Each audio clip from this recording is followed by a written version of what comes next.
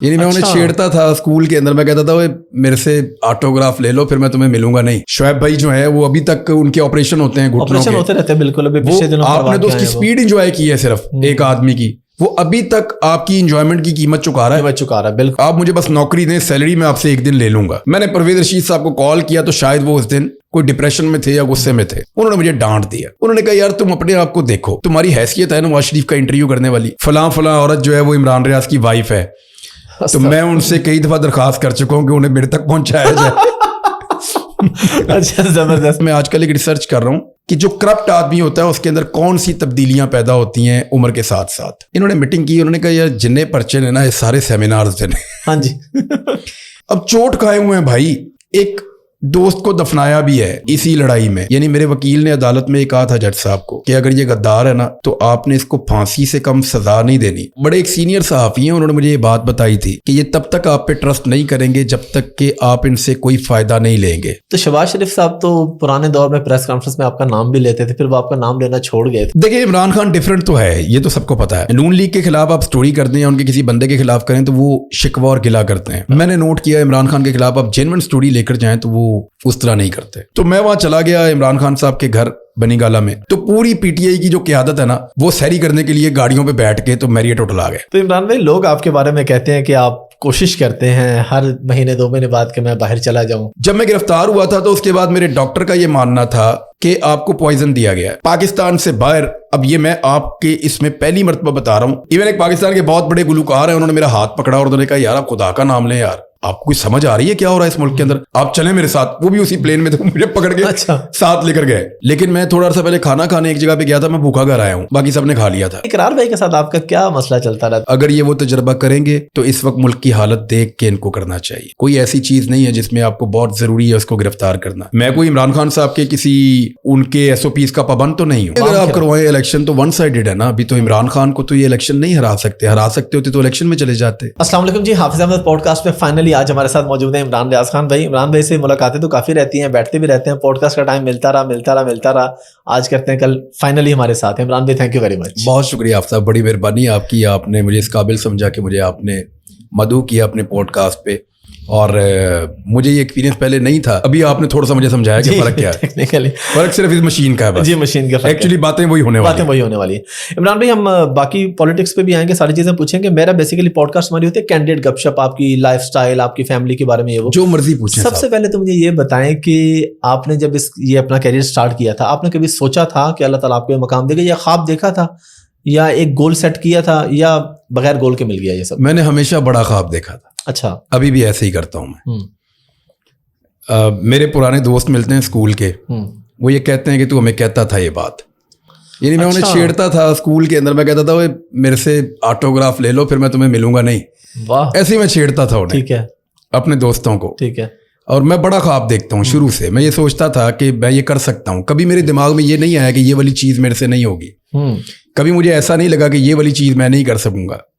मुझे जब मैं बिल्कुल यंग था मुझे TB हो गया था। अच्छा। और मैंने उसके बाद बॉक्सिंग चैंपियनशिप जीती थी।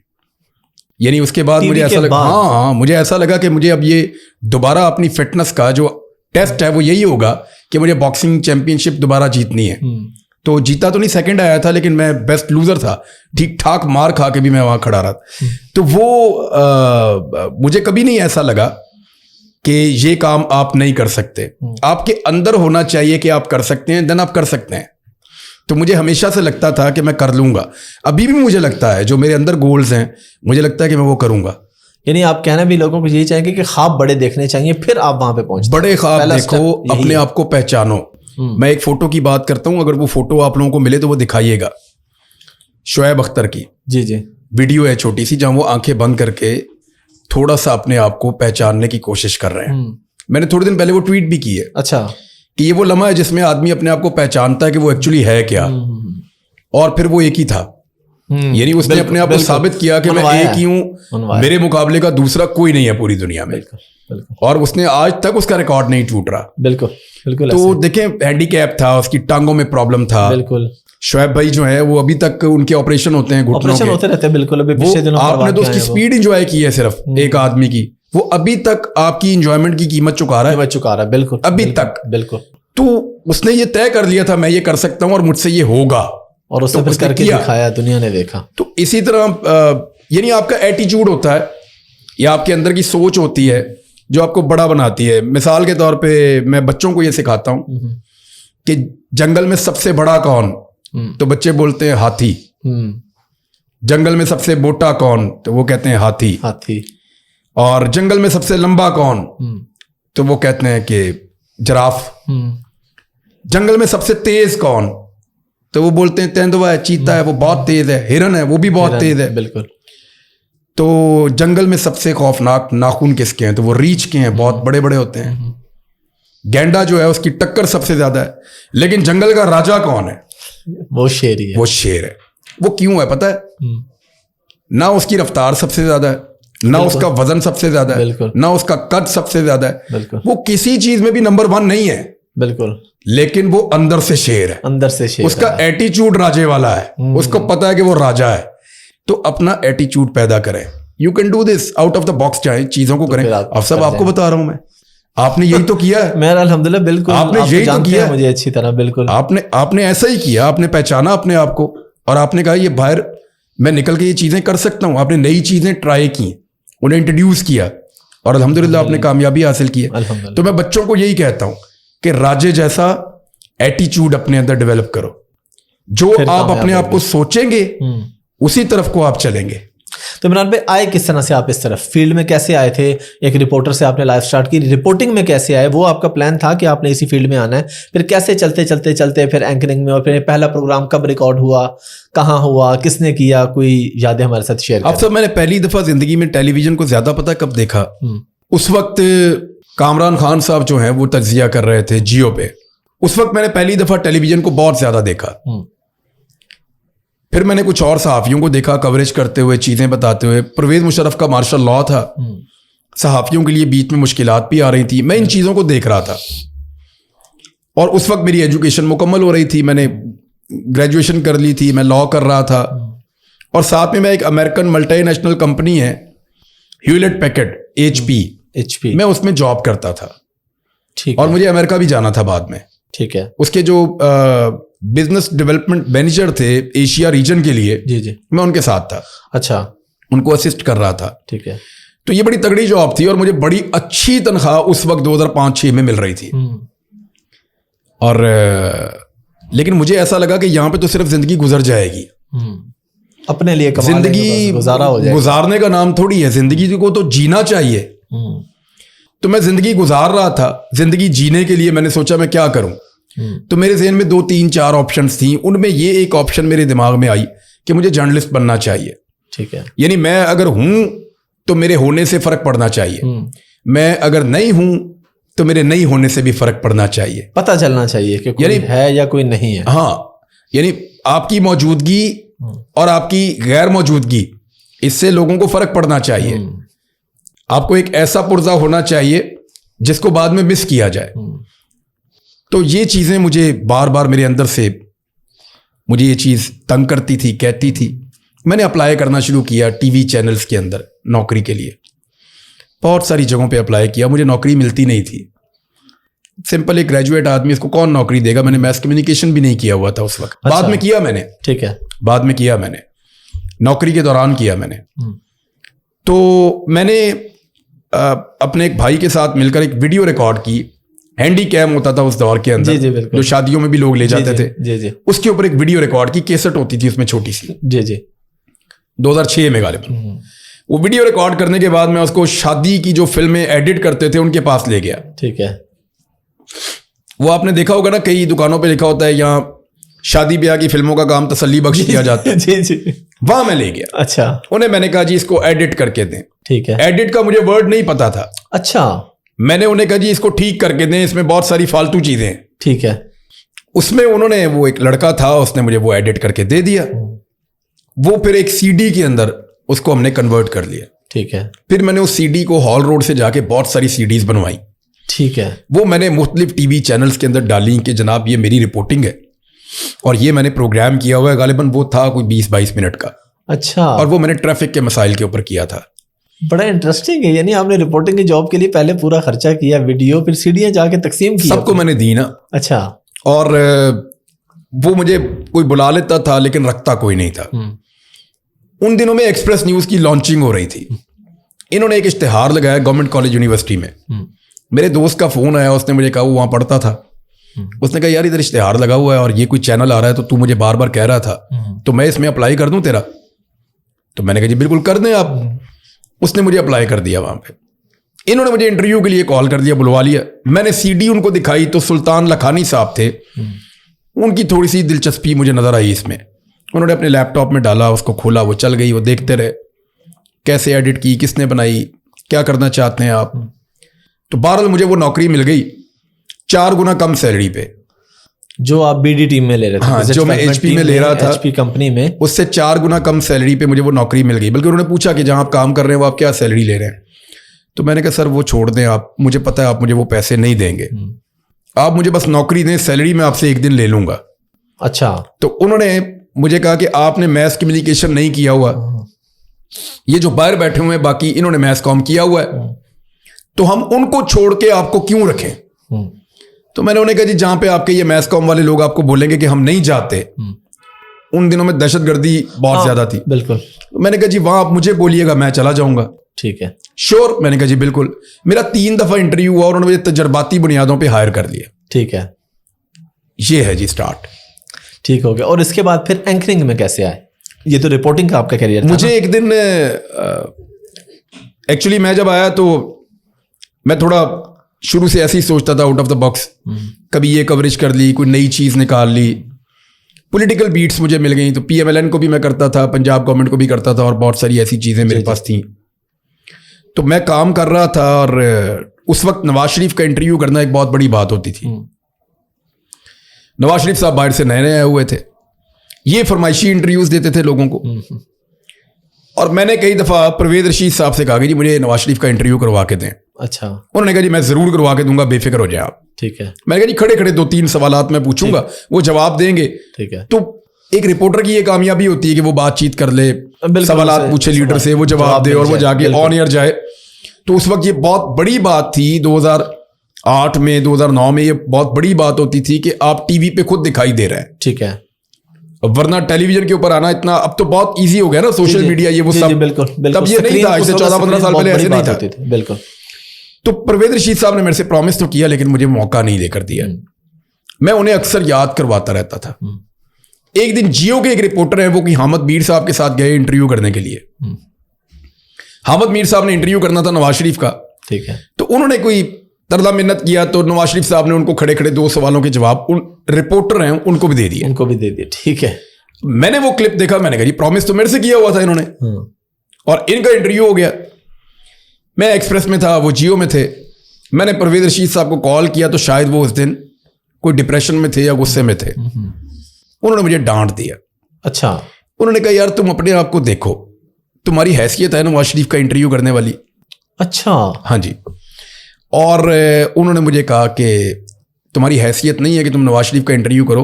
उन्होंने 4-5 एंकर्स के नाम लिए, मैं अब नाम नहीं लूंगा। ठीक है। उन्होंने कहा वो प्राइम टाइम में प्रोग्राम करते हैं टीवी चैनल्स के ऊपर, तुम एक रिपोर्टर हो यार, तो मैं जब होएगा मेरा दिल करेगा मैं बताऊंगा तुम्हें, ऐसे नहीं यार, तुम मुझे बार बार ना तंग करो। ठीक है। मुझे डांट दिया ठीक ठाक। तो मैंने उन्हें थैंक्स बोला, मैंने कहा सर बहुत शुक्रिया आपका मुझे समझाने के लिए, मुझे रास्ता मिल गया। उस दिन मैंने ये फैसला किया कि ये सारे प्रोग्राम करते हैं इसलिए इनको इंटरव्यूज मिलते हैं, और ये तो ताना है मुझे, तो मैं ये करूंगा। अब आपको एक अजीब चीज बताता हूं कि अबू बकर साहब जानते हैं इस बात को। जी जी। आपके क्योंकि दोस्त हैं, आपके टीम मेंबर हैं, यहाँ भी बैठे भी हुए कमरे में बैठे हैं। बिल्कुल। तो मैं जब शुरू में वॉइस ओवर करता था या बोलता था ना, तो मेरे बोलने में प्रॉब्लम था जब मैं नया नया आया था। अच्छा। मैं बहुत सारे लफ्जों की अदायगी नहीं कर सकता था। मेरा सीरियस इशू था बोलने के अंदर, बीपर देने में, बोलने में, बात करने में, वीडियो के ऊपर अपना वॉइस ओवर देने में मुझे प्रॉब्लम होता था। इस प्रॉब्लम से निकलने के लिए मैं रोजाना कई घंटे प्रैक्टिस करना शुरू हो गया। अच्छा। मैंने लगभग 3 साल प्रैक्टिस की और चीजें बदलना शुरू हुई, और कुछ 4.5 साल के बाद मुझे प्रोग्राम मिल गया। साढ़े चार साल के बाद मुझे प्रोग्राम मिल गया। तब मुझे बोलना भी बेहतर हो गया मेरा, कुछ मैंने इन चीज़ों के ऊपर एक्सपीरियंस भी हो गया, रिपोर्टिंग में भी मैंने कुछ एक्सपीरियंस गेन किया इतने सालों में, और बहुत सारी ऐसी चीज़ें मैंने की जो मुझे हेल्प कर सकती थी एक प्रोग्राम करने में। तो इस तरह हुआ ये कि इन्होंने एक प्रोग्राम रिकॉर्ड करना था एक्सप्रेस वालों ने 14 अगस्त पे, ठीक है। तो उसके लिए मीनारे पाकिस्तान पे एक सेट लगा हुआ था, वहाँ पे ये लोग मुझे ले गए और मेरा जो पहला प्रोग्राम रिकॉर्ड करवाया वो भी अबू बकर साहब ने ही करवाया। अच्छा। और इनके साथ एक और दोस्त है, इन लोगों ने, अबू बकर साहब हैं, इनके एक और दोस्त है, इन्होंने मेरी रिकॉर्डिंग करवाई पहली मरतबा। ठीक है। एक मॉक करवाया, चेक किया, फिर उसके बाद मुझे मीनारे पाकिस्तान वाला प्रोग्राम करवाया, वो भी इन लोगों को पसंद आया, इन्होंने कहा ठीक है। उसके बाद हुआ ये कि एक लड़ाई हो गई एक्सप्रेस न्यूज़ में, कोई खातून एंकर थी, उनका कोई इशू हुआ इंतज़ामिया के साथ, वो दुबई चली गई। ठीक है। वो स्लॉट और वो जगह खाली रही कुछ देर के लिए। ठीक है। तो इन्होंने कहा जी आप वो प्रोग्राम कर लें, उसका नाम था तकरार।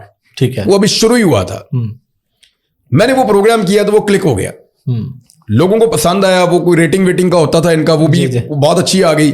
तो ये लोग तो पहले से जानते थे, सारे सेलिब्रेट कर रहे थे, मुझे पता, मैं पूछ रहा था मैं हुआ क्या है, वो कहते ये रेटिंग आ गई है बहुत अच्छी। अच्छा। तो मुझे उसका रेटिंग का भी नहीं पता, मुझे उसका आइडिया नहीं था कि रेटिंग क्या आ जाती है। उन्होंने कहा जी रेटिंग बहुत अच्छी आ गई, मैंने कहा वो क्या होती है। इन्होंने कहा जी कि वो परफॉर्मर आ गया प्रोग्राम, और दूसरा वाला ये हो गया, और एक प्रोग्राम पहले नंबर पे आ गया, और इस तरह। तो वो 3 प्रोग्राम इनके अच्छे गए। तो वो खातून जब वापस आई तो उनको फिर चैनल को भी नखरे आ गए। उन्होंने कहा हमारा तो अपना बंदा निकला है। हाँ। और वो बेहतर निकला है, बेहतर जा रहा है, रेटिंग भी अच्छी जा रही है। तो उन्होंने मुझे उधर वो प्रोग्राम दे दिया। वो खातून ने फिर दूसरा प्रोग्राम शुरू कर दिया, और फिर मैं वो करता रहा। ये सफर का आगाज हो गया प्रोग्राम करने का, और तब से अब तक ऐसे ही चल रहा है। और एक और इंटरेस्टिंग चीज बताऊं। जी जी प्लीज। मैंने जब प्रोग्राम शुरू किया ना, तो 2013 के इंतखाबात आ गए। ठीक है। हम 2013 के इंतखाबात के लिए एक हमने कॉन्सेप्ट निकाला कि हमने पूरे पाकिस्तान में ट्रेवल करना है और लोगों की राय लेनी है। ठीक है। तो हम लोगों की राय लेने के लिए ट्रेवल कर रहे थे। मैं दरिया स्वात के किनारे हमारी गाड़ी चल रही थी, तो मुझे फ़ोन आया परवेज रशीद साहब का। अच्छा। अब ये कई साल के बाद बात हो रही है। ठीक है। और परवेज रशीद साहब ने मुझे कहा कि इमरान साहब कैसे हैं आप? मैंने कहा जी मैं ठीक हूँ। उन्होंने कहा जी कि आपका प्रोग्राम मियां नवाज शरीफ साहब ने देखा है और वो कह रहे हैं कि ये एक अलग नौइयत का, क्योंकि पाकिस्तान का सर्वे हो रहा है तो एक अच्छा प्रोग्राम है, तो वो आपको इंटरव्यू देना चाह रहे हैं। क्या बात है, ये मजे की बात है। मैंने उनसे कहा, मैंने कहा जी मैं आ जाता हूँ इंटरव्यू देने, कब है? उन्होंने मुझे दिन बताया कि इस दिन इंटरव्यू है तो आप रायवेंड पहुंच जाइएगा। ठीक है। मैंने कहा जी ठीक है। फिर मैंने फ़ोन बंद किया और मैंने वहाँ पे अल्लाह ताला के दरिया के किनारे ही मैंने जान माल डाल के तो शुक्राने के नवाफिल अदा किए कि रब कितना बेनियाज है, जिसने कहा था कि कितना मेहरबान है, तुम इस काबिल हो और ये करोगे। और अब वो खुद कॉल मैं ये बात किसी को नीचा दिखाने के लिए नहीं बता रहा हूं। ये मैं इसलिए बता रहा हूं कि मैसेज देने के लिए मेरे सारे दोस्तों को जो नौजवान है उनको इस बात का पता चले, उनको इस बात का हौसला मिले कि अगर आप ये सोच लेते हैं ना, आप एक बड़ा ख्वाब देखते हैं, तो आपका रब भी आपके लिए रास्ते बनाता है। वो बड़ा बेनियाज है, वो आपको वहां से खुशी देता है जहां से आप सोच भी नहीं सकते। चलिए इमरान भाई, 2-3 सवाल यहाँ से भी आएंगे। जरा थोड़ा सा ये बताएं कि आपकी शादी हो चुकी है, हमें पता ही है। एक ही शादी है कि कोई मल्टीपल है? नहीं, एक शादी है। और कितने बच्चे हैं? मेरे 2 बेटे 2 बेटियां हैं। माशाल्लाह। लव मैरिज है अरेंज? अरेंज है। और दूसरी तीसरी का प्लान है? कोई इजाजत है इस्लाम में? हाँ जी, इजाजत तो है इस्लाम में। मेरी बेगम भी मुझे कहती है, लेकिन यार मैं अब एक ही काफ़ी है मेरे ख्याल। अच्छा। हाँ जी। अच्छा, अब ये बताएं कि माशाल्लाह आपकी बेगम है, बच्चे हैं, पेरेंट्स हैं। वैसे मेरी 6-7 बीवियां सोशल मीडिया पे हैं। और सोशल मीडिया पे बहुत सी चीजें होती रहती हैं, उन पे ना हम यकीन रखते हैं, ना सिर्फ बीवियां बल्कि कुछ लोगों ने क्लेम भी किया है कि फलां औरत जो है वो इमरान रियाज की वाइफ है। तो मैं उनसे कई दफा दरखास्त कर चुका हूँ कि उन्हें मेरे तक पहुंचाया जाए। अच्छा, जबरदस्त। अच्छा इमरान भाई, आप माशाल्लाह एक तरफ आप बड़े हम्बल हैं और एक तरफ आप टक्कर की बात भी करते हैं। हम्बल इसलिए क्योंकि हम आपके साथ बैठते रहते हैं, हम खाना खा रहे हैं, कहीं भी कोई फैमिली है, किसी ने बुलाया तो आप फौरन जाते हैं उनके पास तस्वीरें बनवाने सारा। एक तरफ बड़े सख्त मिजाज भी हैं। ये आग और पानी का खेल क्या है? ये मैं अपने मामले में ऐसे ही हूँ जैसा आपके सामने हूँ। अच्छा। और ये सब लोग जो यहाँ पे मौजूद हैं ये भी जानते हैं, जो बाहर है वो भी जानते हैं। मेरे पे तो मेरे बच्चे रूल करते हैं घर में, और मेरे साथ कोई बंदा बैठ के कोई बातचीत करे तो वो अक्सर लोग जीत जाते हैं मेरे से। मैं कभी भी जीत कर नहीं उठता। अच्छा, ज्यादातर हार के ही उठता हूँ। ठीक है। स्पेशली कोई लेन देन का मामला हो तो वो तो मैं कभी भी नहीं जीता आज तक। अच्छा। और मेरे से किसी की दिलदारी होती भी नहीं है। ये मेरी जात तक का मामला है तो फिर तो मैं बड़े काम का आदमी हूँ सबके, जो मर्जी आए चूना लगाए, जो दिल करता करे। अच्छा। लेकिन जहां बात आ जाती है उसूल की और मेरे मुल्क की, तो वहां थोड़ा सा मेरा एटीट्यूड बदल जाता है। वो मेरे बस में नहीं है, मेरे अपने कंट्रोल में नहीं है। यानी मुझे जो लोग गिरफ्तार करने के बाद भी मिलते हैं तो वो कहते हैं यार अब तो बहुत मुख्तलिफ आदमी, हमने तो किसी और को पकड़ा था। इवन पुलिस वाले भी, FIA वाले भी, सब लोग कहते हैं कि हमने जिस आदमी को पकड़ा था वो ऐसा तो नहीं हम समझ रहे थे, अब तो मुख्तलिफ आदमी है। अच्छा।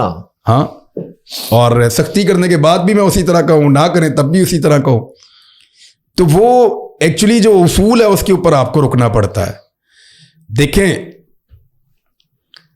मेरे नबी अकरम सल्लल्लाहु अलैहि वसल्लम की जो सबसे बड़ी खूबी है ना, वो आप सल्लल्लाहु अलैहि वसल्लम का इखलाक है। बेशक। अगर आपके पास ये नहीं है ना, फिर आपके पास कुछ भी नहीं है। और इसी एक फार्मूला के पीछे आप चलें, आप लोगों के साथ अच्छे तरीके से बात करें, आप लोगों के साथ उनकी दिलादारी आप ना करें। अगर कोई आपको किसी जगह पर रोक के आपसे बात करना चाहता है, उसकी बात सुने आप। अगर कोई आपको रोक के कोई डिमांड आपसे करता है, उसकी बात सुन ले। और कोई किसी का नुकसान नहीं कर सकता, मेरा रब ना चाहे तो। बेशक बेशक, अल्लाह के। लेकिन जहां पे बात आ जाए आपके रूल्स की, आपके रूल ऑफ लॉ की, जहां पे बात आ जाए आपके मुल्क की, जहां पे बात आ जाए आपके कुछ ऐसे कायदों की और कवानीन की, वहां पे फिर आप अगर पीछे हटते हैं ना, तो सोसाइटी के लिए भी नुकसानदेह होता है और आपकी अपनी शख्सियत भी डैमेज हो जाती है। मैं आजकल एक रिसर्च कर रहा हूँ और उसके लिए हम कुछ केसेस को स्टडी कर रहे हैं। मेरे कुछ दोस्त हैं, उनसे मैं मदद ले रहा हूं, जिन्होंने बहुत ज्यादा काम किया ऐसे लोगों के साथ, कि जो करप्ट आदमी होता है उसके अंदर कौन सी तब्दीलियां पैदा होती हैं उम्र के साथ साथ। अच्छा। इस पे नॉर्मली पाकिस्तान में लोगों ने काम नहीं किया। आप ये प्रॉपर रिसर्च कर रहे हैं? हम इस पे काम कर रहे हैं, हम इकट्ठी कर रहे हैं वो चीजें कि जब एक आदमी करप्शन करता है और वो करप्शन के अंदर अपनी जिंदगी गुजारता है, तो कौन सी स्टेजेस हैं जो उसकी लाइफ के अंदर आती हैं और उसके आसपास के लोग वो महसूस करते हैं।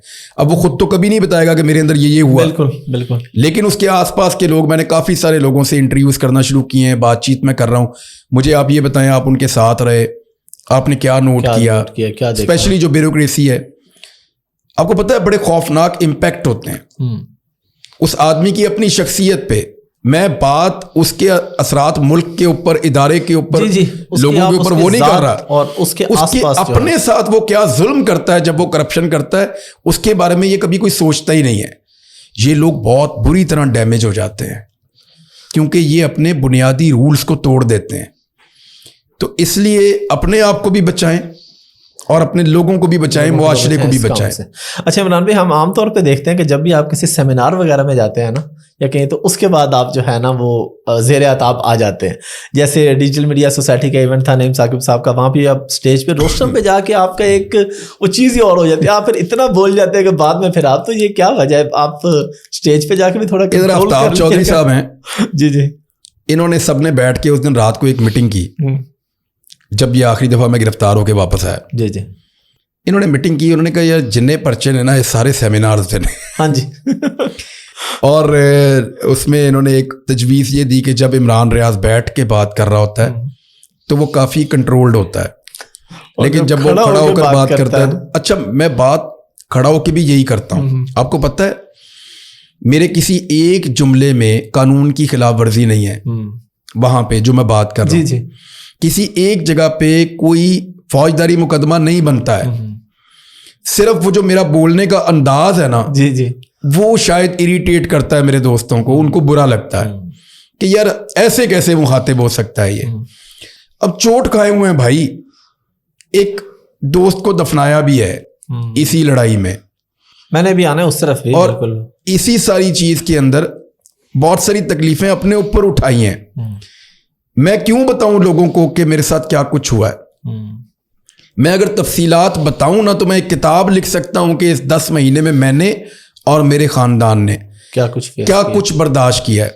लेकिन किसके खिलाफ लिखूंगा, किसको शिकवा करूंगा? कभी कभी दबे लफ्जों में और ऊंची आवाज में अगर शिकवा करता हूं तो सुन लिया करें, ये गुजारिश है क्योंकि मुझे उसके बाद थोड़ी देर के लिए सांस ठीक आता है। तो कभी बच्चों ने नहीं आपको कहा, या वाइफ ने कहा हो, या पेरेंट्स ने कहा हो कि छोड़ दें, इतना सच नहीं बोलना चाहिए, हमारे बारे में सोचें, एक ऑलरेडी जनाजा उठ चुका है, तो आप क्यों अपनी लाइफ खतरे में डालते हैं? कभी समझाने की कोशिश नहीं की? खानदान में किसी ने समझाने की कोशिश की, छाड़ दो इमरान यार, छाड़ दो, जो पता नहीं, मुझे शायद ये लोग इस काबिल नहीं समझते कि मुझे समझाएं। ये मेरे साथ ही, मैं इनके बीच में पल के बड़ा हुआ हूँ, शायद वो मुझे जानते हैं और शायद मुझे वो इस काबिल ही नहीं समझते कि वो मुझे समझाएं। मुझे किसी ने नहीं समझाया, मेरे अपने लोगों में से मुझे किसी ने नहीं कहा कि ये गलत है, इसको छोड़ दो। नहीं, मैं गलत की बात नहीं कर रहा, किसी ने नहीं कहा या ज्यादती हो जाएगी, हाँ जी, या इसमें नुकसान होगा, मुझे उन्होंने नहीं कहा। मेरी माँ ने भी नहीं कहा, मेरे वालिद ने भी नहीं कहा। मैं हैरान हूँ, मेरी बीवी ने भी नहीं कहा। एक दो दिन मैंने उसकी आंखों में पढ़ा कि वो बहुत फिक्रमंद है, लेकिन उसने नहीं कहा। बच्चों को हम इन चीज़ों से दूर रखने की कोशिश करते हैं, लेकिन उन्हें अब पता चलता है सारा कुछ कि ये क्या हो रहा है। सोशल मीडिया का ज़माना है, चीज़ें शेयर होती रहती हैं। उन्होंने भी नहीं कहा। तो ऐसा कुछ हुआ नहीं कि मुझे कोई ये बात समझा रहा हो। मेरी टीम मुझे कहती है, बाकी और बाहर लोग कहते हैं। मेरी फैमिली ने इस मामले में, आप ये कह लें कि आई एम ब्लेस्ड कि ये सारी तकालीफ उन्होंने होती हुई देखी हैं। पता नहीं, वो ये सोचते हैं कि उन्हें ये पता है कि अगर इसको यहाँ पे हम रोकेंगे तो फिर ये रह नहीं पाएगा। यानी मेरे वकील ने अदालत में ये कहा था जज साहब को कि अगर ये गद्दार है ना, तो आपने इसको फांसी से कम सज़ा नहीं देनी, क्योंकि इस इल्ज़ाम के साथ ये मर जाएगा वैसे ही। तो भाईजान, मैं बड़ा हसास आदमी हूँ। मेरे घर वालों को इस बात का पता है कि मैं चुप कर जाऊँगा ना तो मैं ख़त्म हो जाऊँगा। अरशद भाई का भी यही प्रॉब्लम था। मैंने उन्हें फ़ोन करके कहा था, मैंने कहा अरशद भाई आप वीलॉग शुरू करें। उन्होंने कहा मैं क्या करूँगा? मैंने कहा अरशद भाई इसके कुछ फ़ायदे होंगे, और सबसे बड़ा फ़ायदा ये होगा कि आपके अंदर जो है वो बाहर निकलेगा। आप अगर नहीं बोलेंगे ना तो आप घुटना शुरू हो जाएंगे। बिल्कुल। तो फिर अरशद भाई ने जब वीलॉग शुरू किया तो उनको अच्छा फील हुआ। तो बात यह है कि वो मुझे एक शेर भी याद आ गया कि सुना है शहर की खामोशियों पे कहर टूटेगा, किसी का जिस्म बोलेगा, किसी की ज़ात बोलेगी, और तुम्हें मालूम है कुछ बोलना कितना ज़रूरी है, अगर खामोश हो जाओगे तो फिर मात बोलेगी। तो फिर बोलते रहना चाहिए। बेशक आप सेंसर्ड बोलें, लेकिन आप ठीक बात करते रहें। किधर इमरान भाई, आप नून लीग की बीट कर रहे थे, वो तो फायदे भी बड़े दे जाते हैं, और उनके बारे में क्या आप लोगों का ये कहना, मैं आपसे जानना चाहूँगा कि क्या वाकई ऐसे होता है कि सुना ये है कि शरीफ बरादरान जो हैं वो किसी बंदे पे ट्रस्ट तब करते हैं जब वो उनसे कोई फ़ायदा उठा ले। मुझे बड़े सीनियर ना उठाओ तो वो नहीं ट्रस्ट करते आप पे। बड़े एक सीनियर सहाफ़ी हैं, उन्होंने मुझे ये बात बताई थी। अच्छा। कि ये तब तक आप पे ट्रस्ट नहीं करेंगे जब तक कि आप इनसे कोई फ़ायदा नहीं लेंगे। अच्छा। या इनसे कोई बड़ा काम करवाएं जिसमें आपका माली फ़ायदा हो, या डायरेक्ट आप इनसे माली फ़ायदा लें। अदरवाइज ये कभी आप पे ट्रस्ट नहीं करेंगे। ठीक है। तो मैंने कहा अगर ये नहीं ट्रस्ट करते तो इससे फ़र्क क्या पड़ता है? तो इस पे फिर उन्होंने कुछ भी नहीं कहा। बहरहाल ये इनका वतीरा तो है, ये कोशिश करते हैं। मुझे अगर आज तक कभी किसी ने ब्राइब करने की कोशिश की है तो वो सिर्फ इन्होंने की है और किसी ने नहीं की। तो शहबाज शरीफ साहब तो पुराने दौर में प्रेस कॉन्फ्रेंस में आपका नाम भी लेते थे, फिर वो आपका नाम लेना छोड़ गए थे, तो क्या कोई लड़ाई हो गई थी आपके आपस में? नहीं, ये आपको पता है, ये कोशिश करते थे। ये एक सियासी रिश्वत होती है। ये एक सियासी रिश्वत होती है। लीडर यानी वजीर आज़म है या वजीर आला है, जी जी, वो प्रेस कॉन्फ्रेंस कर रहा है, सामने 10, 15, 20, 50 सहाफ़ी बैठे हुए हैं। वो उनमें से 3-4 के नाम ले रहा है कि जनाब आप फलां नाम लेके आप सवाल करें, जनाब आप। तो वो सहाफ़ी की पहचान बनती है, पूरे पाकिस्तान की ब्यूरोक्रेसी को पता चलता है कि भाई इसको वजीर आज़म या वजीर आला ज़ाती हैसियत में जानता है। वो इसकी एक्सेस है और वो इसका एहतराम करता है। तो इसमें उस सहाफ़ी के बेशुमार काम निकल जाते हैं। ये एक सियासी आपने देखा कि नॉर्मली दुनिया में ऐसे नहीं होता। जो वजीर आज़म या सदर के साथ खड़ा हुआ आदमी होता है वो नाम लेकर कहता है, या इदारे का नाम लेकर कहता है, या इशारा करके कहता है कि आप सवाल कर ले। डायरेक्टली सदर या वजीर आज़म वो ये नहीं कर रहे होते। ये आपको यहाँ पे मिलेगा हमारे रीजन में। ये एक सियासी रिश्वत है जो दी जाती है, उसका नाम लेकर उसको रजिस्टर्ड किया जाता है इदारों के सामने कि ये खास आदमी है और इसकी मेरे तक एक्सेस है और मैं इसको ज़ाती हैसियत में जानता हूँ। तो फिर नाम लेना छोड़ क्यों दिया उन्होंने आपका? अच्छा, मेरा 2-3 दफ़ा उन्होंने नाम लिया तो मैंने सवाल अच्छे नहीं किए, तो उन्होंने हाँ जी, तो उन्होंने कहा दफा करो। अच्छा, तो अब लोग आपकी बात से ये समझते हैं कि आपकी कोई बाकायदा एफिलिएशन है या कोई बाकायदा सपोर्ट है पीटीआई के साथ, तो इस बारे में थोड़ा क्लैरिफाई करें कि ये क्या रीजन है, आपकी लाइन उनको अच्छी लगती है या आपकी लाइन ही वही है? और खान साहब में और उनमें आपने क्या फर्क देखा? जब आप नून लीग पे तनकीद करते हैं वो क्या करते हैं, और जब खान साहब पे तनकीद करते हैं, या हमने तो आपको क्योंकि जानते हैं, बहुत कुछ देखा है, आपने जब उन्हीं की स्टोरी पकड़ के उन्हीं के सामने रखी तो उनका क्या रिएक्शन था उस पर? देखिए, इमरान खान डिफरेंट तो है, ये तो सबको पता है। नून लीग के खिलाफ आप स्टोरी करते हैं या उनके किसी बंदे के खिलाफ करें तो वो शिकवा और गिला करते हैं। अच्छा। मैंने नोट किया इमरान खान के खिलाफ आप जेन्युइन स्टोरी लेकर जाएं तो वो उस तरह नहीं करते। अच्छा। और एक दो वाकयात हैं इस तरह के, लेकिन एफिलिएशन की बात जो है उसको ज़रा थोड़ा सा और एक्सपेंड कर देता हूँ मैं आपके लिए। पाकिस्तान में लोग ये समझते थे मैं फौज का आदमी हूँ। मेरी ट्रोलिंग होती थी, सर पे टोपी पहना के, छोटी सी मूंछें बना के, हिटलर वाली, इधर बैच शायद, मुझे बड़ी अच्छी लगती है वो तस्वीर। अच्छा। और मैंने सोचा, मैंने कहा काश मैं फौजी होता इस तरह का, कि मुझे तो वर्दी अच्छी भी लग रही है। तो वो फिर लोगों की गलतफहमी दूर हुई। अभी लोगों को लगता है कि मैं पाकिस्तान तरीके इंसाफ को बहुत ज़्यादा फेवर कर रहा हूँ, और मैं कर भी रहा हूँ। उसका रीज़न ये है कि जब 95% मीडिया एक आदमी को अकेले को मार रहा है और इवन प्रोपेगेंडा कर रहा है गलत खबरों के ऊपर, तो उसकी आवाज़ बिल्कुल दब जाएगी। फिर उसकी आवाज़ सुनवाना मैं समझता हूँ कि जिम्मेदारी है मेरी, कि अगर सारे मिलके उसकी आवाज़ दबा रहे हैं तो मैं उसकी आवाज़ सुनवाऊँ। अब इसमें अगर लोगों को ये लगता है कि उसको फेवर मिल रही है तो भाई मिल रही है।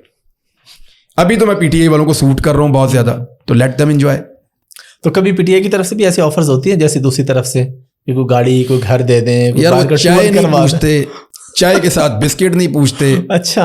हाँ, कभी जिंदगी में। यानी मैं आपको एक छोटा सा वाकया बताता हूँ। मैंने इमरान खान साहब से कुछ क्वेश्चंस करने थे 2018 के इलेक्शन से पहले। ठीक है। मैं अपने बच्चों के साथ गया हुआ था, ये जो मेला लगता है ना, कैलाश फेस्टिवल। जी, कैलाश, वहाँ पे गया हुआ था। बिल्कुल। मैं अपने बच्चों को दिखा रहा था वो सब। तो वहाँ मुझे कॉल आई, जब मैं निकला वहाँ से सिग्नल आई तो कॉल आई कि जी इमरान खान साहब से आपका टाइम हो गया, तो आपने कुछ क्वेश्चंस करने थे, तो आपने कैमरा पे इंटरव्यू करना है। मैंने कहा नहीं, कैमरा पे नहीं, मैं ज़ाती इन्फॉर्मेशन की कुछ चीज़ें पूछना चाहता हूँ, या आप कल आ जाएं। मैं अगले दिन इस्लामाबाद गया, तो सुबह जब मैं उठा मीटिंग के लिए तो मेरी बेटी ने कहा जी मैंने भी साथ जाना है। सुबह नहीं, मीटिंग हमारी कैंसिल होके तो असर के वक्त हो गई। ठीक है। असर के वक्त मीटिंग थी, और मैंने दोपहर का खाना नहीं खाया हुआ था, सुबह का नाश्ता किया हुआ था जो होटल में मिलता है सुबह। सुबह का नाश्ता गालिबन किया हुआ था, बिल्कुल दोपहर का खाना नहीं खाया हुआ था, भूख लगी हुई थी हमें। तो मेरी बेटी को भी शायद लगी हुई थी। तो जब मैं निकलने लगा उसने कहा बाबा मैं साथ चलूँ आपके। मैंने कहा चलो। मैंने कहा ये वहाँ घूमती रहेगी तो उधर मैं बातचीत अपनी करके तो निकलूंगा, वापसी में इसको साथ ले आऊँगा। तो मैं वहाँ चला गया इमरान खान साहब के घर बनीगाला में। तो उनका एक ड्राइंग रूम है, उसकी बैक साइड पे ना एक छोटी सी वो बालकोनी टाइप बनी हुई है। वो वहाँ बैठ के तो शाम के वक्त लोगों से मिलते थे। वो 4-5 लोगों के बैठने की जगह है, पीछे वो जंगल नजर आता है। जी, वो काफी पिक्चर्स में वो। अच्छा, मैं वहाँ चला गया तो उन्होंने कहा जी आपका वेट हो रहा था, आप आ जाएं। मैं जाके बैठ गया। अच्छा, मेरी बेटी भी घूमती घूमती ना मेरे पीछे ही आ गई उधर। इतने में खान साहब के लिए एक ऐसे करके डिश आई और वो उनके सामने रख दी गई। ठीक है। उसमें दूध था, कुछ डबल रोटियां थी, कुछ सैंडविच टाइप के वो बने हुए थे, इस किस्म की चीजें थी। वो देसी था सारा सामान, घर का ही ऐसा लगता है बना हुआ। खान साहब ने एक वो सीधा सुधा किया बेहतरीन तरीके से। ठीक है। फिर उन्होंने कुछ सोचा तो उन्होंने मेरी बेटी को दे दिया। ठीक है। अच्छा, अब वो मुझे लगता है उसको भूख लगी हुई थी, उसने फटाफट खाना शुरू कर दिया। ठीक है। अब खान साहब दूसरे को सीधा कर रहे हैं ऐसे ऐसे करके ना। मैंने अपनी टांगे पक्की की, मैंने कहा ये मुझे आपको लगा मुझे देंगे, क्योंकि और भी पड़ा हुआ था। ठीक है। खान साहब ने उसको खा लिया। फिर वो एक और पड़ा हुआ था, उसको उठाया, उसको भी खा लिया। और फिर वो एक आखिरी पीस था, उन्होंने मेरी बेटी से पूछा बेटा आपने खाना? उसने कहा नहीं, तो उन्होंने वो भी खा लिया और मेरे सामने खा लिया उन्होंने। तो मैंने कहा खान साहब वो ये आपने खुद ही खा लिया सारा? तो उन्होंने कहा भाई वो तुम खा के नहीं आए खाना? यानी मैं तुम्हें खाना क्यों खिलाऊं, तुम खा कर नहीं आए खाना? तो मैंने कहा उसको क्यों दिया है? अब इसी तरह मैंने अचानक ही पूछ लिया। उन्होंने कहा यार वो तो बेटी है ना। तो बस वो इतना ही है उनका दीद लिहाज। वो बच्चा सच्चा हो, छोटा मोटा हो तो चले वो दे देते हैं, वरना नहीं। बेचारा को गरीब खाना मांग ले तो उसको दे देते हैं। नॉर्मली वो आदमी मैंने खुद अपनी आंखों से देखा। मैं ठहरा हुआ था मैरियट में, इनके ना टिकटों के फैसले हो रहे थे। कोई रमज़ान के दिन थे, कुछ इस तरह की चीज़ें चल रही थी इनकी, रमज़ान भी था उस बीच पे कहीं, ठीक है। इनके टिकटों के फैसले हो रहे थे, तो सुबह सुबह मैं सैरी करने के लिए नीचे आया, तो पूरी पीटीआई की जो क़यादत है ना, वो सैरी करने के लिए गाड़ियों पे बैठ के तो मैरियट होटल आ गए और आगे सारे सुबह सैरी कर रहे हैं ना। तो मैं उन सबको मैंने पूछा, मुझे 2-4 बंदों का बड़ा क्यूरियस था कि उनको टिकट मिल रहा है या उसको मिल रहा है या वहां से किसको लड़ा रहे हैं, क्योंकि आपको ये इन्फॉर्मेशन मिलती है बतौर साहब, आप असेसमेंट करते रहते हैं कौन कहाँ जीत रहा है, कौन हार रहा है। तो मैं उनसे सवाल जवाब कर रहा था, तो मैंने कहा इधर क्यों आ गए सारे आप लोग ना? उन्होंने कहा जी मीटिंग हमारी चल रही है, हमने वापस जाना है मीटिंग के लिए। तो मैंने कहा फिर, कहते वो खान साहब ने कहा जिसने सैरी करनी कर रहा हो, मैं जा रहा हूँ। वो उठे अच्छा, वो बेचारे अपने यानी खर्चे खान साहब ने अपनी सैरी की, वो सारे वहां से बनीगाला से निकले और मैरियट में आके उन सब ने अपने पैसों से सैरी की और फिर वापस दौड़ के गए कि मीटिंग चल रही है। तो ये वो तो किसी को कुछ, इमरान खान साहब तो किसी को खाना नहीं पानी नहीं पूछते, तो वो क्या पैसे क्या देने हैं किसी को। हाँ जी। तो इमरान भाई, लोग आपके बारे में कहते हैं कि आप कोशिश करते हैं हर महीने 2 महीने बाद कि मैं बाहर चला जाऊं, फिर आप जाते हैं, आपको जाने नहीं दिया जाता। हालांकि मुझे तो ज़ाती तौर पर भी पता है, दरमियान में आप गए भी थे, 1 हफ्ते बाद वापस आ गए, आपकी कुछ नहीं 2 दिन में, 2 दिन में वापस आ गए। 1 दिन गया, रात को पहुंचा, और नहीं 1 दिन सुबह पहुंचा, रात को यहाँ से निकला, सुबह पहुंचा और उससे अगले दिन रात को वापसी थी। तो ये क्या चक्कर है, आपको क्यों इतना शौक है हर महीने आपने बाहर सैर करने जाना होता है? अच्छा, हर महीने नहीं जाना होता, मैं एक ही दफा गया हूँ, मैं आपको बताता हूँ। नहीं, बाकी मैं रोकने जब से ये रिजीम चेंज ऑपरेशन हुआ है ना, इसके बाद मैंने एक ट्रेवल किया पाकिस्तान से बाहर। जब मैं गिरफ्तार हुआ था तो उसके बाद मेरे डॉक्टर का ये मानना था कि आपको पॉइजन दिया गया है। तो मुझे लगता था कि नहीं, मैं कहता था मैं अपने आप को ना ठीक महसूस कर रहा हूँ। उन्होंने कहा नहीं, तेरा वेट बहुत गिर गया और ये जो सिम्टम्स हैं तुम्हें पता नहीं है, ये स्लो पॉइजन होता है, ये तुम्हें इफेक्ट करेगा, तो यू आर बीइंग पॉइजन्ड। तो इसका मैंने कहा जी इसका कोई इलाज है? उन्होंने कहा जी इलाज तो है। मैंने कहा लेकिन अगर मुझे जहर दिया तो ये तो बड़ी ज्यादती की है। तो उन्होंने कहा तुम एक काम करो, फिर एक टेस्ट है ब्लड मेटल्स का, वो करवा लो। ठीक है। मैंने कहा जी वो कैसे होगा? मैंने कहा जी कर लें आप। मैंने उन्हें कहा कर लें अभी बुलाएं। उन्होंने कहा जी यहाँ पाकिस्तान में होता नहीं है, वो जर्मनी में होता है। मैंने कहा जी मेरे पास तो जर्मनी का वीज़ा ही नहीं है, और जितनी देर में मैं वीज़ा लूंगा, आप कह रहे हैं कि ये 20-25 दिन का सारा वो होता है, मुझे तो जब तक वीज़ा मिलेगा तब तक मैं वो नहीं रहेगा। तो उन्होंने कहा नहीं, यूएई के अंदर आपके पास वीज़ा है? मैंने कहा जी वो है मेरे पास।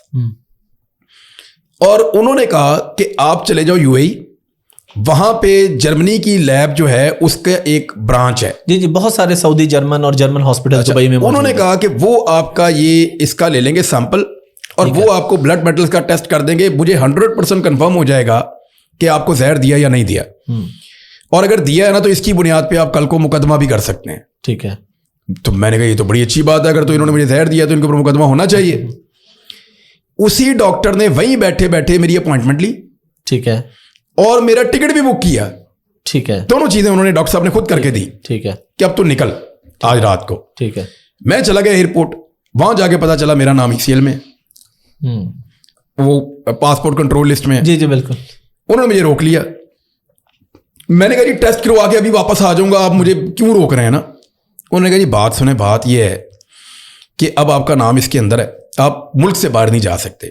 मैंने कहा ठीक है, आप फोन करें पुलिस को, उनसे पूछें कि मैं घर जाऊं या मुझे अरेस्ट करना है। ठीक है।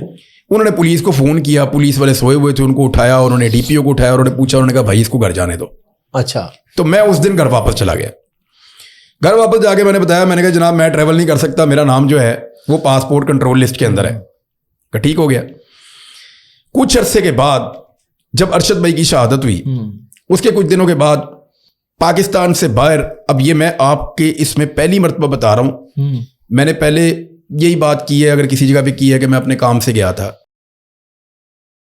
एक्चुअली मुझे बहुत ज़बरदस्ती की गई और कुछ लोगों ने मुझे मजबूर किया कि आप चंद दिन के लिए पाकिस्तान से बाहर चले जाएं। ठीक है। और एक ज़रूरी काम भी मुझे बताया गया कि ये भी है, और मुझे एक खबर के लिए भी जाना था, और वो खबर बाद में मैंने ब्रेक की थी। ठीक है। मल्टीपल चीज़ें थी जिनकी वजह से मुझे वो ट्रैवल करना पड़ा। ठीक है। तो मैंने रिटर्न टिकट लिया और मैं एयरपोर्ट चला गया, और मेरा नाम, क्योंकि ये जो पासपोर्ट कंट्रोल लिस्ट में होता है ये निकल जाता है नाम खुद ही, ये कुछ अरसे के बाद टाइम बार्ड होकर निकल जाता है। तो मैं गया, उन्होंने मुझे नहीं रोका। हाँ। अच्छा, उस दिन मेरा दिल करे कि मुझे कोई रोक ले। अच्छा। मेरा दिल नहीं कर रहा था, मुझे जाना जरूर था। तो आप चाहते थे चलो रोक ले, ताकि रोक ले। मैं हर जगह पे जाके खड़ा होकर बातें कर रहा हूँ उनके साथ, तो वो कह रहे हैं जाएं सर। यार रोकेंगे नहीं, कहते सर जाएं आप। इवन एक पाकिस्तान के बहुत बड़े गुलूकार हैं, उन्होंने मेरा हाथ पकड़ा और उन्होंने कहा यार आप खुदा का नाम लें यार, आपको कुछ समझ आ रही है क्या हो रहा है इस मुल्क के अंदर, आप चलें मेरे साथ। वो भी उसी प्लेन में थे, मुझे पकड़ के साथ लेकर गए। ठीक है। तो हम वहां से मैं चला गया और सुबह मैं वहां पहुंचा अबू धाबी, और उसी दिन मेरी मुलाकात होगी जिस बंदे से होनी थी, जो चीजें मैंने इन्फॉर्मेशन वगैरह ठीक है लेनी थी वो मैंने ली, और अगले दिन मैं वापस आ गया। ठीक है। यहाँ रोला पड़ गया पाकिस्तान में, पता नहीं क्या हो गया, भाग गए, और मैं पता नहीं पाकिस्तान के एटमी राज चुरा के भाग गया हूँ या मैंने क्या किया है। तो मैं अगले दिन वापस आ गया, लेकिन जब मैं पाकिस्तान वापस आ रहा था ना, वो बड़ा खौफनाक काम था। अच्छा। मेरे पूरी फैमिली के उन लोगों को जो कहीं पे एस्टेब्लिशमेंट से राब्ते में थे, उनको खौफजदा किया गया कि इसको बोलो वापस ना आए वरना इसके साथ बहुत बुरा होने वाला है। अच्छा। तो मैं फिर और ज्यादा जिद में मैंने कहा जी अब तो मैं वापस ही जाऊंगा हर हाल में। मैंने फौरी तौर पे जो है ना वो, क्योंकि जब मैं गया तो ये सिलसिला शुरू हो गया था, मैंने अपना लेट वाला टिकट कैंसिल करवा के अगले दिन के किया। मैंने कहा मैं अभी जाऊंगा वापस, जल्दी जाऊंगा, इन्होंने जो करना है मेरे साथ वो करो भाई। मैं आ गया पाकिस्तान वापस, ये तो सिंपल था। उसके बाद मुझे 3-4 मुल्कों ने दावत दी हुई है, वहां पे ओवरसीज पाकिस्तानियों ने प्रोग्राम्स रखे हुए थे। जी जी बिल्कुल। और उन्होंने कहा था कि आपने आना है, और मैं उनसे कई सालों से वादे कर रहा था, मैं जा नहीं पा रहा था। इस मरतबा मैंने उन सबको ये कहा कि अगर जनरल बाजवा रिटायर हो गया तो मैं आ जाऊंगा।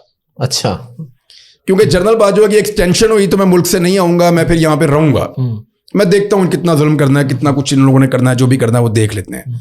लेकिन अगर जनरल साहब रिटायर हो जाते हैं तो फिर मैं पाकिस्तान से बाहर आ जाऊंगा, और अगर इनकी मौजूदगी में आऊंगा तो वो फिर पाकिस्तान के अंदर एक अजीब किस्म की कहानियां भी बनती हैं। मैंने ऑस्ट्रेलिया वालों को कहा कि जी मैं आ जाता हूं, उन्होंने 5 शहरों के अंदर मेरे प्रोग्राम रखवा दिए। ठीक है। तो मैंने उन 5 शहरों में जाना था। मैं एयरपोर्ट गया तो मुझे पता चला कि मेरा वीजा ही कैंसिल कर दिया ऑस्ट्रेलिया ने। उनको कोई ऐसी इंफॉर्मेशन पहुंचाई गई जिसकी बुनियाद के ऊपर उन्होंने मेरा वीजा ही कैंसिल कर दिया। एक और मुल्क है उसने भी मेरा वीजा कैंसिल कर दिया। एक और मुल्क है उन्होंने मुझे वीजा खुद ऑफर किया और बाद में नहीं दिया। यानी तब आपका नाम ईसीएल में नहीं था, लेकिन अगले ने वीजा कैंसिल किए हुए थे आपके। हाँ जी, वो ये कह रहे थे कि नहीं। मैंने कहा ठीक है, नहीं तो ना सही, पाकिस्तान में एंजॉय करते हैं, मैं यहीं पे। वक्त गुजरता रहा, मेरे बच्चों ने मुझे बहुत प्रेशराइज किया थोड़ा सा पहले कि बाबा 1 साल हो गया, आप हमें कहीं लेकर नहीं जा रहे। तो मैंने कहा चलो, अब पाकिस्तान में जब मैं उनको लेकर जाता हूँ ना तो आपके सामने वो लोग नहीं घूमने देते बच्चों के साथ। जाहिर बात है, बिल्कुल फैमिली होती है, फिर लोग बार बार आते हैं, लोग बहुत प्यार करते हैं, उनका बहुत शुक्रिया। लेकिन मैं थोड़ा सा पहले खाना खाने एक जगह पे गया था, मैं भूखा घर आया हूँ, बाकी सबने खा लिया था। अच्छा। तो वो अब और किसी को बंदा क्या बोलेगा, वो प्यार कर रहे हैं आपसे, कोई गलत बात तो नहीं कर रहा। तो बच्चों ने जब मुझे कहा तो मैंने कहा, मैंने और इसकी बच्चों की माँ ने हमने प्रोग्राम बनाया कि इनको हम यूएई ले जाते हैं। ठीक है। वहां थोड़ा सा इनको 2-3 दिन घुमाएंगे, घूम फिर लेंगे, वापस ले आएंगे, हो जाएगा। मेरे अचानक जहन में आया कि कहीं ये कोई शरारत ना हो जाए। अच्छा। तो मैंने क्या किया कि अपना टिकट पहले करवा लिया ताकि बच्चे डिस्टर्ब ना हो। इनसे 2 दिन पहले करवा लिया कि एयरपोर्ट पे बदमस्गी होगी तो मेरे बच्चे डिस्टर्ब हो जाएंगे। इस प्लान से जा रहे थे कि मैं जाऊं, पीछे बच्चे आ जाए, घुमाऊं फिराऊं। हाँ, इनको घुमा फिरा के वापस आ जाऊंगा। मेरा रिटर्न टिकट था बच्चों के लिए। मैंने रिहाइश भी बुक की हुई थी, बच्चों को जहाँ जहाँ घूमना था वो भी बुक किया हुआ था मैंने, और बच्चों के टिकट्स भी बुक हुए थे, वो सारे मैंने बाद में कैंसिल करवाए हैं। अच्छा। वो हर चीज का मेरे पास मौजूद है रिकॉर्ड। ठीक है। तो इनके साथ मैंने जाना था, बस यही एक वजह हुआ और फिर मैं रुक गया। अभी भी वो मुझे बच्चे जो हैं वो बाद वक़्त गुस्से में देखते हैं, तो मैं अब कोई देखूंगा अगर नाम मेरा निकलेगा। एयरपोर्ट जाके फिर वही काम किया, जब उन्होंने कहा नहीं जाने देना, आपने फिर कहा जी फोन करो। मैंने कहा उन्हें पूछ लें मैंने घर जाना है या मुझे गिरफ्तार करना है, तो उन्होंने पूछा तो उन्होंने कहा गिरफ्तार करना है, फिर वो पकड़ लिया उन्होंने। अच्छा, बस लास्ट 1-2 क्वेश्चन आपसे करते हैं। इकरार भाई के साथ आपका क्या मसला चलता रहता है? इकरार भाई है पॉडकास्ट से की, फौजान भाई मेरे बड़े प्यारे दोस्त हैं, उनके साथ पॉडकास्ट, तो आप दोनों एक ही फील्ड में है, तो क्या हल्की फुल्की? नहीं, इकरार भाई है और बहुत अच्छा इंसान है, उसने बहुत अच्छा काम किया है। मैं जिन लोगों को ये समझता हूँ कि फील्ड के अंदर उन्होंने पाकिस्तान की बहुत सारी बुराइयों को बेनकाब किया, जिन लोगों ने, इकरार इज़ वन ऑफ देम। और उसमें अगर इस दौर के लोगों में मैं बात करूं ना, जो अभी के लोग हैं उनमें, यानी वो सलीम ताहिर साहब तो बहुत पीटीवी के दौर के हैं, शायद आपको याद हो। तो वो वाली लॉट नहीं। उसके बाद जो हमारी मौजूदा लॉट है, उसके अंदर अगर कोई आदमी लीड कर रहा था इसमें कि आपने बुराई को बेनकाब करना है, तो वो इकरार ने किया है। और बहुत जबरदस्त उनकी रेटिंग, बहुत सारे वो इश्यूज निकाल कर दिखाए हैं जो नॉर्मली हम डिस्कस भी नहीं करते और हमें पता भी नहीं होते। तो ये उसकी इकरार की, मैं तो इस मामले में फ़ैन हूँ उसका, और माशाल्लाह बहुत अच्छा, छोटे भाइयों की तरह है, बहुत प्यारा है, लाठियाँ करता है कभी कभी, ठीक है। अच्छा, वो मस्ती, वो ज़ाहिर है जहाँ ताल्लुक हो भाई दोस्तों में चलता रहता है। खाना किस तरह का पसंद है? खाना मुझे वो किस किस्म, भूख लगी हो तो मैं सारे खाने खा लेता हूँ। अच्छा, जो भी मिल जाए खा लेते हैं। और मुझे वो ना सादा खाना पसंद है, और खाना वो वाला पसंद है जो, यानी मैं कोई उसमें वो नहीं हूँ चूसी, ये जो मुश्किल खाने होते हैं ना वो मुझे नहीं खाने आते। अच्छा, सादे सादे खाने ज़्यादा मुझे मज़ा आता है। कोई देसी मुर्गी पका दे मुझे, उस दिन मेरी ईद हो जाती है। देसी मुर्गी तो आप हमें अक्सर खिलाते रहते हैं, अभी माशाल्लाह कल भी आपने खिलाई। मुझे पका दे, आप अक्सर ही दोस्तों को इकट्ठा कर लेते हैं, आज देसी मुर्गी देसी घी में, ये तो आपका फेवरेट है खिलाने में भी और खाने में भी। यही कोई देसी मुर्गी खिला दे तो मैं बड़ा उसका मशकूर रहता हूँ, मुझे वो पका भी लेते हैं कुछ? हाँ जी, मैं पकाता हूँ। अच्छा, मैं शिकार का खाना भी पकाता हूँ, बाकी चीज़ें भी। तो ये देसी मुर्गी मुझे कोई पकाए तो मुझे वो पसंद आती है। एक मुझे पसंद आते हैं, मेरी अम्मी बनाती हैं कोफ्ते, और वो एक पकौड़ों वाली कड़ी बनाती हैं, मुझे वो बहुत पसंद है। एक हमारे जब अच्छे दिन, जब मैं छोटा सा होता था और हमारे पास बहुत ज़्यादा वसाइल नहीं थे, तो मुझे बड़ा याद आता है हमारे घर में एक पकौड़ा सालन बनता था, और आपको पता है उसकी कॉस्ट बहुत थोड़ी होती है। जी, बहुत थोड़ी सी कॉस्ट होती है, सस्ता सा होता है वो। तो पकौड़ा सालन अक्सर बनता था, तो वो मुझे उसका जायका अभी भी नहीं भूलता, वो मुझे बहुत पसंद है। और शिकार अभी भी करते हैं? अभी कर नहीं पाया, इस सीज़न में एक ही किया सिर्फ, लेकिन शौक बहुत है। अब शौक है, लेकिन मुझे एक्चुअली मैं शिकार खेलता हूँ नेचर में जाने के लिए, तो नेचर में मैं चला जाऊँ, शिकार ना भी खेलूँ तो मेरा वो शौक पूरा हो जाता है। चकवाल में माशाल्लाह आपने अपनी झील और वो सारा सेटअप बनाया हुआ है, तो उधर आप हमें कब इनवाइट कर रहे हैं? जब दिल करे साहब आप आ जाएं, वहाँ पे वॉक बहुत करनी पड़ती है। अच्छा, तो वो आपको मैं करवाऊंगा। कोशिश कर लेंगे। तो इमरान भाई गाड़ी खुद ड्राइव करते हैं, ड्राइवर रखा? हाँ जी, मैं ज्यादातर खुद ही चलाता हूँ गाड़ी, कभी ड्राइवर भी चला लेते हैं, लेकिन ज्यादातर चलान तो नहीं करवाते? ड्राइवर अक्सर साथ बैठा हुआ होता है। मोटरवे पे ना मेरे बहुत चलान होते हैं। असल में मेरी एक प्रॉब्लम है, अब तो वो क्रूज वाली गाड़ी आ गई है ना, तो मैं उसको क्रूज लगाता हूँ, लगा देते हैं, चलो तो अब मेरा चलान नहीं होता। जी जी। लेकिन पहले बहुत होते थे, और उसकी रीजन है एक, मैं वापस स्पीड कम नहीं करता दूर से, अगर देख भी लेता हूँ तो। अच्छा, यानी अगर मैं 135 पे जा रहा हूँ ना, जी जी, और मैंने दूर से देख लिया कि मोटरवे वाले खड़े हैं, फिर मैं ना वो चोर नहीं बनता। अच्छा, फिर मैं कहता हूँ नहीं, अब जिस पे जा रहा हूँ ना तो उसी पे जाऊंगा, रोक लिया तो रोक लिया। यानी वो लोग चोरी करते हैं ना, रोक लेते हैं, स्पीड थोड़ी कम कर लेते हैं, मुझे गिल्ट होता है अपने अंदर कि नहीं यार, मैं तेज जा रहा था, इनको देख के अब मैं चोरी कर रहा हूँ, तो वो मैं, तो आप उनको जाके कहते नहीं मैं व्लॉग कर देंगे? नहीं, वो मुझे पकड़ लेते हैं, अक्सर पकड़ लेते हैं और जुर्माना भी कर देते हैं, और ज्यादातर जुर्माना ही होता है मेरा। लेकिन अभी ना जब से ये क्रूज वाली गाड़ी आई है, तब से मेरा कोई भी चालान नहीं हुआ। इसमें वो मेरे पास ये फैसिलिटी है, क्योंकि होता क्या है, मोटरवे ना ऊपर नीचे है, तो ये मोटरवे वाले बड़े समझदार हैं। ये अक्सर वहां खड़े होते हैं जहाँ नीचे जा रही होती है गाड़ी, तो वहां ऑटोमेटिकली आपकी स्पीड बढ़ जाती है। तो वो जब स्पीड आपकी बढ़ जाती है, आपको पता भी नहीं होता, और सामने से कैमरा होता है और आपका चालान हो जाता है। तो वो चढ़ाई के ऊपर तो नहीं ये खड़े होते, वहां पे तो स्पीड कम होती है। जी जी, बिल्कुल। तो वहां चालान हो जाता है। अब क्रूज वाली गाड़ी जो है ना, वो चाहे ऐसे जा रही है या ऐसे जा रही है, वो एक ही स्पीड पे जा रही है, तो वो बचत हो जाती है। यूट्यूब से अच्छे पैसे आ जाते हैं। हाँ जी, ठीक आ जाते हैं आप सब, आपको तो पता ही है। माशाल्लाह, जी जी बिल्कुल। तो यंग जनरेशन को क्या कहना चाहेंगे? यंग जनरेशन ये चाहती है कि हम आज एक व्लॉग बनाएंगे और सुबह $1 लाख अकाउंट में आ जाएगा। मेरी उनके लिए दुआ है, अल्लाह करे उनके साथ ऐसे ही हो। मैंने दुआ तो सबके लिए, लेकिन क्या कुछ स्ट्रगल होती है पीछे, या रातों रात तो नहीं? यंग जनरेशन को मैं चाहता हूँ आप इस हवाले से कोई मैसेज दें। मैं उनसे सिर्फ एक चीज अर्ज करना चाहता हूँ कि अपनी स्ट्रगल को एंजॉय करें। सक्सेस जो है ना, वो कुछ भी नहीं होती, और वो कभी भी परमानेंट नहीं होती है। आपको एक चीज मिल जाती है, ये मुझे चाहिए था, मैं इसको सक्सेस समझता हूँ, अब ये मुझे मिल गया, अब मेरा टारगेट वो है। तो अपनी स्ट्रगल को एंजॉय करें, और वही सब कुछ है। अगला इलेक्शन कौन जीत रहा है, नजर आपको क्या? अभी अगर आप करवाएं इलेक्शन तो वन साइडेड है ना। अभी तो इमरान खान को तो ये इलेक्शन नहीं हरा सकते होते तो इलेक्शन में चले जाते। और खान साहब की गिरफ्तारी पे आप क्या कहेंगे? कुछ ऐसी बातें जो है, देखिए, वो एक ऐसा तजर्बा है जो ये करना चाहते हैं, मेरी इन्फॉर्मेशन के मुताबिक। अगर ये वो तजर्बा करेंगे तो इस वक्त मुल्क की हालत देख के इनको करना चाहिए। इमरान खान ने ना मनी लॉन्ड्रिंग की हुई है, ना वो चोर है, ना उसने मुल्क से गद्दारी की हुई है, ना वो एक्चुअली दहशतगर्द है। कोई ऐसी चीज़ नहीं है जिसमें आपको बहुत ज़रूरी है उसको गिरफ्तार करना।